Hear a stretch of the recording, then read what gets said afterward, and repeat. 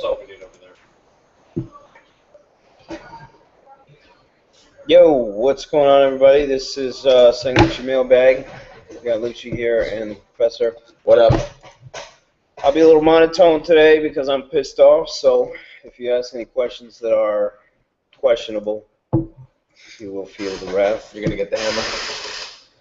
There's a lot of questions we have on Twitter, too, so we're starting to get a lot more questions these days. Apparently, people are interested in what we have to say. For better or for worse. Anyways, to give you guys an example of what's been happening, this market's been absolutely insane. And I don't know who's controlling these buy and sell programs, but it's pretty wild. It's very wild. And I just want to I'll show you a chart of this option that I was trading for the past couple of days. I had this from about $1.50 yesterday or the day before maybe. Yeah, so I was like collecting it all throughout here, and you know, I think this happened up to 3:30. I sold here. I sold some of it here. Next day I come in and you know, the market is really rallying against me. Tesla was fading actually.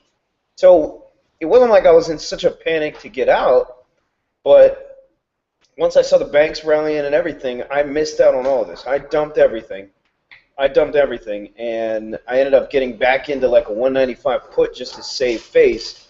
This option went to 7 and change, you know, and I'm long from about $1.50, guys. I had 700 contracts, missed the whole damn thing, and then look at this shit.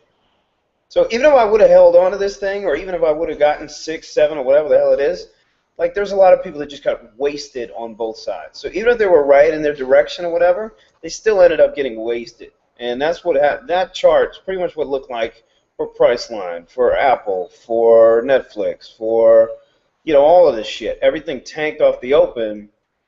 Keep in mind, like we were at 184 this morning, and then we dumped that much, you know. To dump 3 points like that on the index is unbelievable on the SPY. And we're doing that every single day now.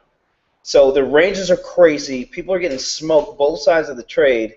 And the people that are really coming out on top of this are the scalpers, you know, the ones that are just in and out. I mean, Bank of America opened today at like 1630. She went negative and then closed at 1640. You know, look at Twitter. She fucking rallied 5 points at the end of the day. That's after we started rallying at like 130. You know, 5 points. You're talking about stocks that have gotten gutted, you know, for a while, and they all have potential bounces, you know, on the horizon here. So I don't know. It's nuts. It's all over the place, and I'm fucking frustrated as shit. I can't even explain to you how frustrating it is. But anyways, let's go ahead to the questions. We got Geroid here. He's a subscriber, I think. He's always we see a lot of Geroid. He at least was at one point. Yeah, I've seen that. I've definitely. I mean, that's a unique name. So he's got a few questions. How do you keep from getting too big too soon? Oh man, I mean, what do you want to jab me in the stomach right now? Because I know you have trouble with it too. As soon as I get to max pain and sell my position, everything reverses and rips like 2 points in my option. Guys, it's behavioral science right now, right? Markets move on behavior of retail, right? And if all of us are piling in, and remember, all of us are piling in at the same points, okay? All of us are piling in at the same points. Think about who's selling them to us, right? Think about smart money. Think about banks who are selling us these options and who see all this order flow and see we are piled in waiting for this move to happen, right? There's that last second juke before that move happens. And behaviorally, you're all going to react the same way. Number one, you're going to get too big too early. And number two, you're going to bust out of that position before it happens. So if you know these two factors are going to happen, you got to start building your strategy around that. That's all I'll say about that. And if they can see where your orders are, you know. Absolutely. It's pretty easy to drive the crowd when you can see the pressure points of the entire crowd, right? I mean, you guys could probably do it too if you had basically a map of where everyone's sitting in the markets. Absolutely. And then we got, when you start off with somewhat of a good-sized loss in the morning, does it affect you all day? Because when I get to a certain point, I say, fuck it and go get drunk at lunch. Might not actually be a bad risk management strategy right there. I mean, honestly, it's all about your tolerance here, you know. So if you're used to coming back from a loss, then you know a loss is not going to phase you like it would somebody else. You see us, we're already up in the futures after hours. This is so ridiculous. Anyways, yeah, so you know it's all about your stomach tolerance. So for me, if I'm down 150 grand, but I know there's juice out there, like I know I can make it back. So you know I'll sit there and trade. But every man has their breaking point. I hit my breaking point at like 2 o'clock today. I was like, dude, I can't take this anymore. I can't take this. Twice today, or twice, sorry, in the past couple of days, I've been up considerable money. I've been down considerable money, came back to even, went up considerable money, lost that money, and then ended up with a loss on the day. It's painful. So every man has their breaking point. Question is, where is yours? Do you know where your breaking point is? And if you do, again, you got to work your strategy around that breaking point, or build that breaking point a little bit better. You know, if you need to stretch it a little bit. And I know Greg, the intern, showed you Dan Blizzarin. Is that the poker player guy? What you think, and is that what you want when you hit 10 milli? What is the poker player deal? Well, I mean, there's this guy who's that poker player made like 50 million, right? He used to be like in the army or something. Right. Yeah, I guess he's completely absurd, and he has like this awesome website that every bro in the country is. But is it him doing crazy shit? I don't know. I haven't seen it. I haven't checked it out. So. I mean, guys, if it's him doing crazy shit and he's at the casino and he's tagging all these girls and all that kind of stuff like that, not at all. That's not what I want to do when I hit 10 million. I'm going to play tennis. I was gonna say, it's like the opposite. I'm going to go to the library Off the radar. and I'm disappearing. That's it. At 30 Autumn, how are you going to ask us a question? Are you right next to me, Brian? Huh? What's that? That's what Mark is saying. You're saying, Brian, how would you hedge a... Oh, this is for you. This question is for you. Brian, how would you hedge a OTM short strangle, knowing that usually the delta is low and theta is high? He already emailed me. I forget who it was, or messaged me. But, well, the theta is high, so the delta is, there's going to be a delta. I mean, essentially, you're just buying a wider strangle. Because. Well, can you explain to us what the fuck is going on in this? For people who have no idea what the hell So you sell like a 10% out of the money strangle, right? Okay, so you're saying, all right, so a stock is trading here, and you're going to sell the strangles. Yeah. So all right. that's his question. How do you That's hedge his question. that? And what you're going to do basically is just buy a wider one, because there's nothing there's nothing you really do besides buy a wider strangle in case something happens. You have some protection. So buy a wider strangle just to hedge yourself. Buy the ones that are 10% beyond that, you said? No, I mean, you just pick something that's cheap, you know? Say you sold Like combined, say you sold combined like 30 cents in the strangle. You try to buy another strangle for like a nickel. Right. You know, something cheap, but you have some protection, you know? You might, if you can buy something cheap and it's like a penny or two for like a put to hedge against the put you sold, maybe you buy 2 of them, you know? So you buy something wider than what you sold. All right. It's cheap enough to buy 2 of them. Cool. That makes sense. I mean, for us too, like very rarely are we short string. Actually, no. Actually, often we're short strangles on Fridays. You know, if like Priceline, let's say, is just stalling out, we'll short both sides and just watch the decay going. Now, as far as a hedge on that position, I mean, we're sitting there reading the tape. So if all of a sudden one wing looks kind of suspicious, we might end up flipping out of that completely and then just being heavy on one side of the trade versus being both sides of the trade. A lot of times I'll end up getting stuck on one side of the trade. I'm making all this money on the other, but then I'm getting stuck down here. So, you know, that's a tough one.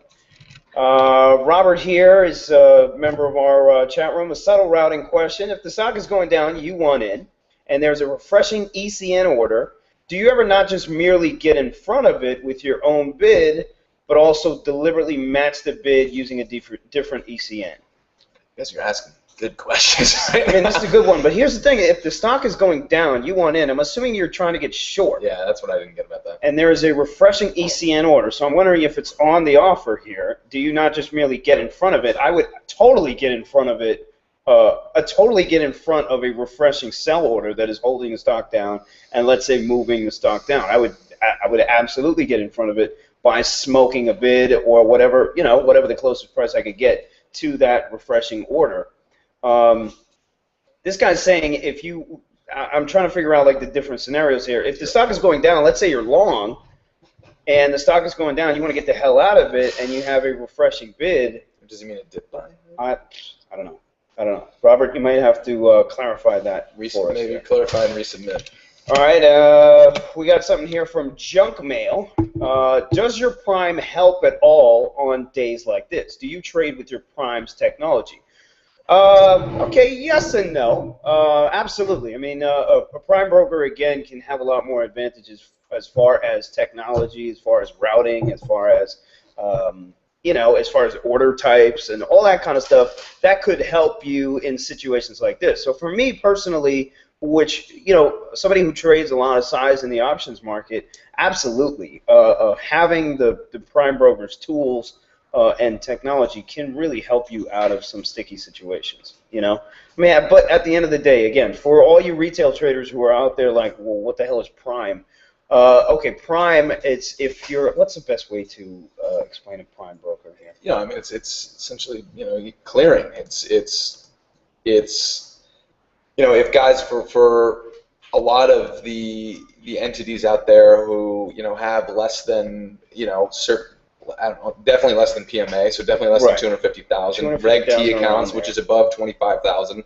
You can't walk into most large clearing firms that have the budget to provide tools that are actually helpful and just say, I want an account, because they don't deal with small accounts. So you go to an introducing broker, right? An introducing broker then pools all those accounts, and then they go to the Prime, right? So, for us, I mean, even in the grand scheme of things, we're infinitesimally small. We are big enough that we can direct, we have one broker, one Prime. Right. You might find also boutique Prime brokers, versus the Morgan Stanleys of the world, versus the Goldman Sachs of the world, which will only take, what, 5 mil to 10 mil? 5 mil minimum, and that's, I mean, most of the time they don't want anything to do with you unless you got, like, 50. So absolutely, the Prime does help with tools and execution and things like that. Because again, if you're getting a Prime brokerage account, it's already assumed that you do a lot of volume. So they need to cater to these people who do that kind of volume and build out a better technology and things like that, which you're not going to have on your retail stuff. And their tools facilitate you trading more volume. Exactly. Right? I mean, they want you in that ass every day. Yeah. Next question. How do you balance adding calls and puts, which look like you're hedging, versus taking the first position off? Seems like you're offsetting with an additional position. This is the difficulty with hedging. And Brian, actually, let's bring Brian in on this one. So, this is like my infinite battle with you. All right. What's the The question is, how do you balance adding calls and puts, which look like you're hedging, versus taking the first position off? Seems like you're offsetting with additional position. So the initial position is like short puts, so you sell calls against it. Is that what he's saying? Well, no, he's just saying in general when you're hedging. Remember how I'll yell at you the whole time about like, okay, well, we're losing money on this hedge now too. Why don't we just do X, Y, and Z? I'll answer this question first here, and maybe this will help this fool out. He might be dipping. He looks like he's been dipping. I'm not dipping. I'm looking at All right, so my thing is let's say I'm holding a position for a long period of time, right? Like you're holding a core position that you don't want to get rid of, and you want to hedge it by making some moves around it that might stomach some of the loss that you're taking on that position that you want to keep holding. That's a good example of where a hedge will really work. Now, if you're in a bad position and you choose to hedge it, okay, chances are your mind's not going to be in the right place. You're going to end up taking a loss on the original position and the hedge too, because you don't know how to control both of them. That's, I think, the position that you are in, whoever this junk mail character is who sent us this question. I think you're in that position right now. Otherwise, you wouldn't be asking that question. Brian? I mean, it's really different for every original position you had. If you like at the Google, you're long all these calls. Right. The hedge was, and their weeklies, that's the other factor, the hedge is to sell other calls against it. Right. Fine, and this because there's only like 1 or 2 days left. Right. If there's some volatility, you can buy some puts, and if it's further out. He's more pointing to when the hedge goes wrong, when keeping it real goes wrong. Here's the deal. That's what he's talking about. If you're putting a hedge on too late, that's when we get into a shitty situation. But but your initial position might have some edge, and then you put the hedge on because you want to keep it on, but you want to stomach some of those losses. Right. That's going to be where the hedge actually works. It doesn't work when you put it on too late because you're selling the bottom of the stock and you panic and get out of the puts. So, I mean, Timing, my friend. Junk mail, timing has a lot to do with that hedge working in your favor and you mentally being able to cope with now 2 positions, all right? But, again, like traders who aren't used to hedging all the time, you're going to look at them as 2 positions. You're not going to look at it as a hedge that you need versus, balancing now 2 different positions. And I think if you combine, say you're short put and then you sell call as your hedge, I think of it as what's the total price of that strangle that I sold, and then piece out of it for a better price. Then you sold it for like $5. Maybe you buy it back for $4, so you leg out of both at the same time. Cool. Last question here. Anything you see on the tape today different from normal? I see the turn really didn't have that much volume change on the SPY. You recommend ignoring a 100-share loss on the tape.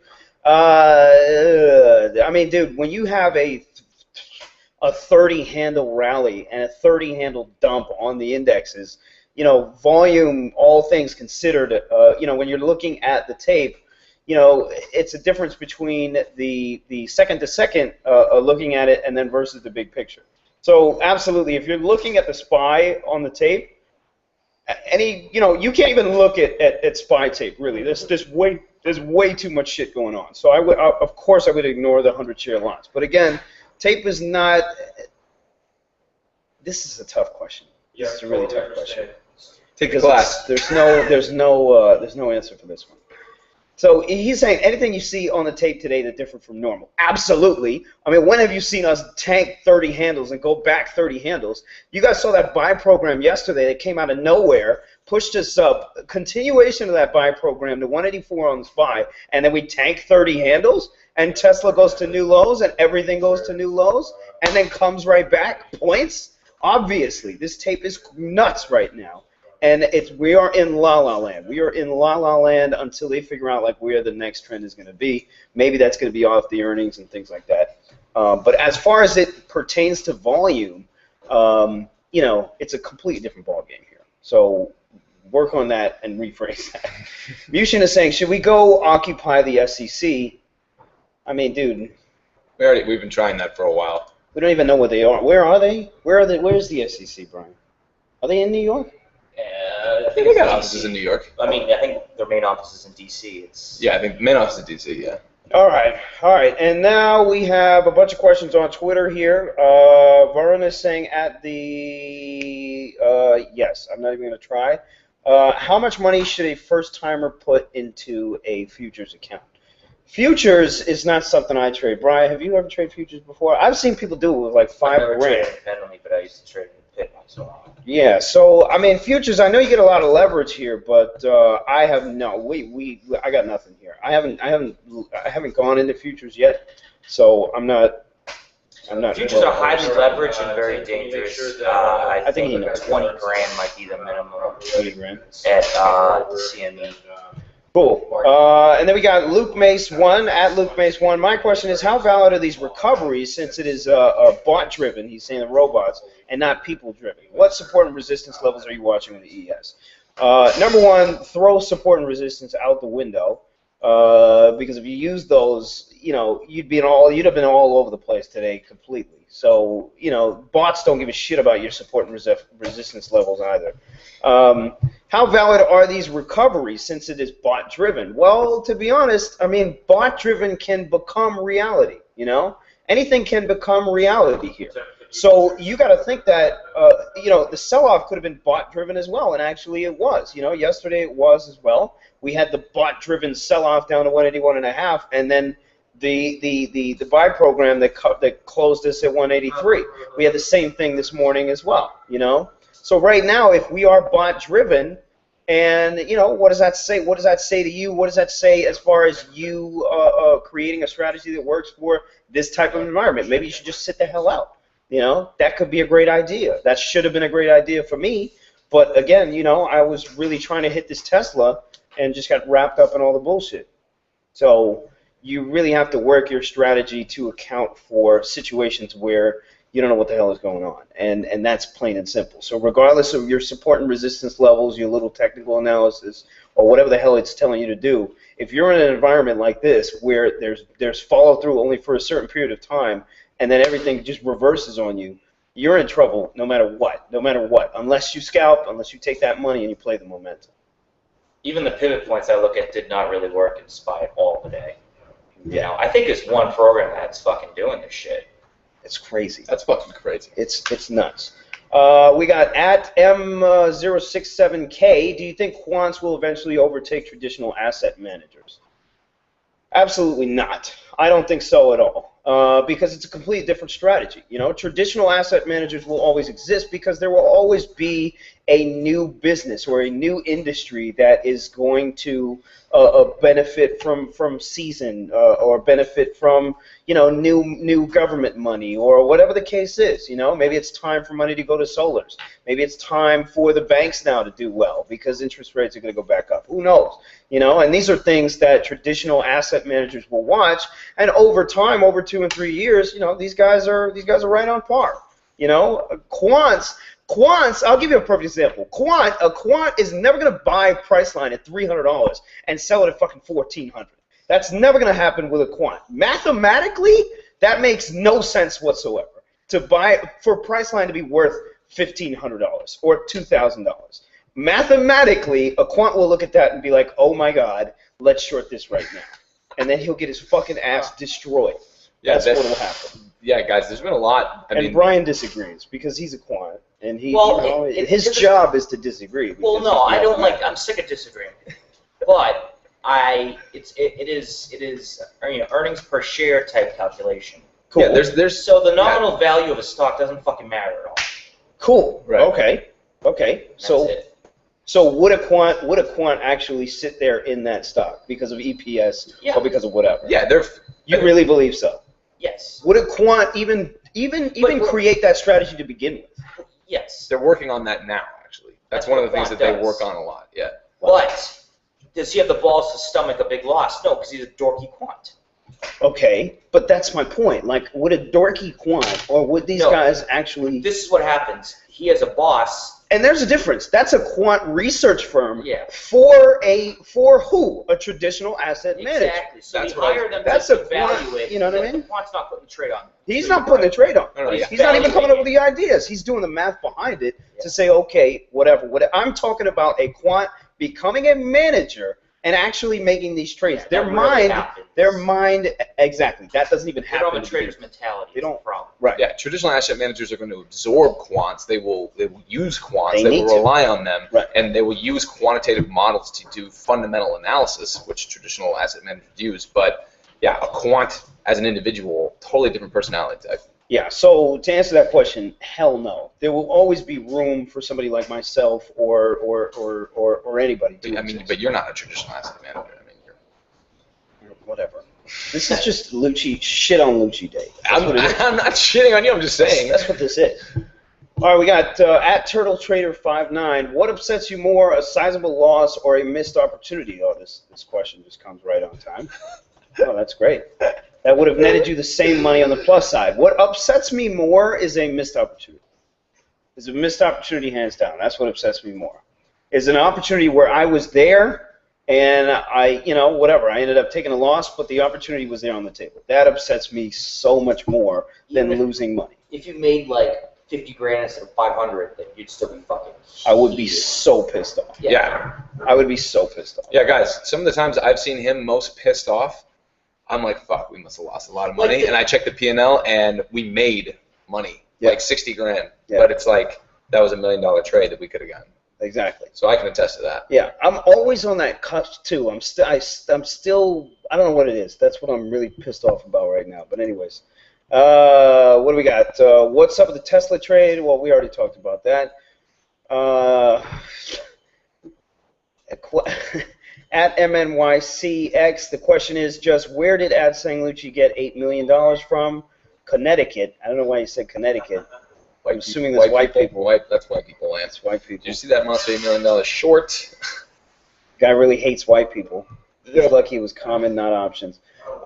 He's going to hate tomorrow. WPW Isn't it WCW, Woman Crush Wednesdays? Isn't that what it is? No idea. I think Whip that's It Out what it is. Wednesday. White People Wednesday. Whip It Out Wednesdays. We own the day. Wouldn't that be some shit, right? Whip It Out Wednesdays. You come on Twitter and Dick pics just flooding Twitter. WAF. I've been this. What do you think about this? All right. We got Art at Mark Che, short for Cherry. I already know what your answer is going to be. 6105. I should write it down. I've been trading demo for oh my god. I've been trading demo for years, but I'm scared to trade live because I lost a lot of money last time I did. How do I get over Can this? I predict this? Grab your balls. That's exactly what I was gonna say. Grab your balls. That's exactly what I was gonna say. Mark, dude, I don't know if you have a woman, man, but I'm sure she's telling you the same fucking thing too, because she can't stand it. She can't stand it. You just gotta grab your balls and get over Start it, with man. doing a one lot. Just do something. You gotta do something. All right, listen. You have what's called is the fear. What is it? FOMO, fear of missing out. No, fear of failure. Oh yeah, fear of failure. Yeah. Fear- You're a perfectionist. Fear of rejection. Yeah. That could be him. Yeah. That could be him. Listen. That's actually That's a great thing to say. Lose money. Lose money. Purposely. Yeah. Don't throw your whole account in a shitty Absolutely. trade, but make your first trade, lose money, and step back and be like, holy shit, I'm still alive. I'm not fucking dead. Life goes on. I right? agree with that. You gotta lose money. You have to. You gotta get in there. Because it's man. going to happen. Actually, you know what? The worst thing that could happen to you would be for your first 5 trades to make money. Yeah. Because then you're just gonna fear the fucking loss forever. But even then, bro, listen. If you're gonna trade, the concept of trading holds inherently that you are going to lose money. You will lose. If you're just scared shitless of losing money, then you're not meant to trade. Cut it out. Stop being on the demo. Don't sit on the demo anymore. Go find something else, all right? There's plenty of passion to find in this world. I'm sure you can find something else, bro. If you can't take a loss or the thought of taking a loss is going to kill you, you ain't meant for this shit, all right? Just turn your YouTube off, turn me off, go watch Game of Thrones, man, get some inspiration, okay? Johnny, that's not really a question. All right, guys. Listen, we're going to wrap it up today. I got to go work this paint off. Yo, Thursday, we're going to have an awesome time with Kunal 00, Kunal Desai from Bulls on Wall Street. We'll be joining him 4:30. That's why we did this on Tuesday. So last time we got these two together, they got drunk on camera and talked trading for an hour. So what are we going to do this time? I don't know. But we'll see. All right, guys. Tune in Thursday. Listen, tomorrow and Thursday are going to be insane trading days, too. All right? Get rid of that bias right now. Whether you're long bias or short bias, just get rid of it and play the momentum. Play the momentum. There's going to be crazy shit. And remember, it's Synthetic Wednesday today. Is that what the day is? It's Tuesday, but Thursday's the last day of the week. Oh, Make sure yeah. you guys remember that. Right. Friday, guys, is a holiday. So any of you options traders out there, remember, you only got 2 days left for that premium, okay? The two fucking All right, guys. non-Christians have to tell you.